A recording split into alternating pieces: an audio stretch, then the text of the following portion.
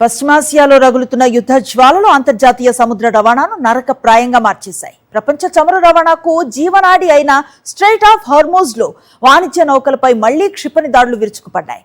Oman తీరానికి సమీపంలో ప్రయాణిస్తున్న 2 నౌకలపై దాడి జరగడంతో మరో నావికుడు దారుణంగా ప్రాణాలు కోల్పోయాడు. అమెరికా ఇరాన్ యుద్ధం 6వ నెలకు చేరుకోవడంతో ఒకప్పుడు రద్దీగా ఉండే ఈ సముద్ర మార్గం ఇప్పుడు శ్మశాన వాటికను తలపిస్తోంది.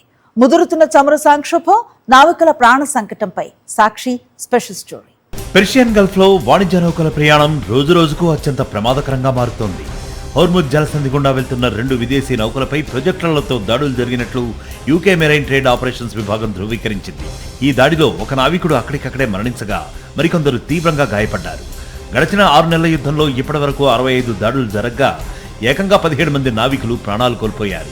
ఈ దాడులకు ఇరాన్ బాధ్యత వహించినప్పటికీ దాడుల భయంతో వ్యాపార నౌకలు తమ గమ్యస్థానాలను చేరుకోవడానికి నావిగేషన్ వ్యవస్థలను నిలిపివేసి చీకట్లోనే ప్రయాణిస్తున్నాయి.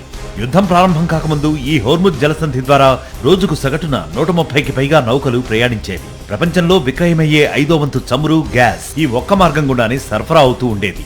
కానీ ప్రస్తుతం ఈ సంఖ్య రోజుకు కేవలం 12 నౌకలకు పడిపోయింది. విపరీతమైన భయాందోళనల మధ్య వందలాది నౌకలు, వేలాది మంది సిబ్బంది ఆహారం, సురక్షితమైన నీరు లేక సముద్రం మధ్యలోనే చిక్కుకుపోయారు. నావికులు కేవలం ఉద్యోగం కోసం సముద్రం మీదకు వస్తే వారిని ఇప్పుడు యుద్ధ భూమిలో బలుడు ఇస్తున్నారంటూ అంతర్జాతీయ నావికా రవాణా సంస్థలు ఆవేదన వ్యక్తం చేస్తున్నాయి. హోర్ముజ్ మూతపట్టంతో అంతర్జాతీయ మార్కెట్లో చమురు ధరలు మళ్లీ మండిపోతున్నాయి.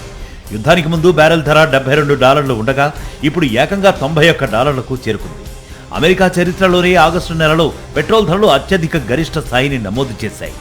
అయితే పరిస్థితి మరింత దిగజారకుండా ఉండేందుకు గల్ఫ్ దేశాలు ప్రత్యామ్నాయ పైప్లైన్ల ద్వారా చమురును బయటకు తరలిస్తున్నాయి. ఒకప్పుడు రోజుకు 2.2 కోట్ల బ్యారెళ్ల చమురు ఈ జలసంధి గుండా వెళ్తే ఇప్పుడు మాత్రం అది కేవలం 50 లక్షల బ్యారెళ్లకు పడిపోయింది.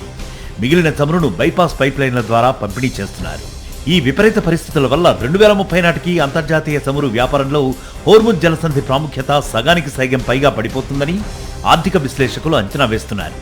అయితే చమురు రవాణాకు ఉపయోగిస్తున్న ఈ బైపాస్ పైప్లైన్లు కూడా ఇరాన్ క్షిపణి దాడులకు సులువైన లక్ష్యాలుగా మారే ప్రమాదం ఉందన్న హెచ్చరికలు వ్యక్తమవుతున్నాయి.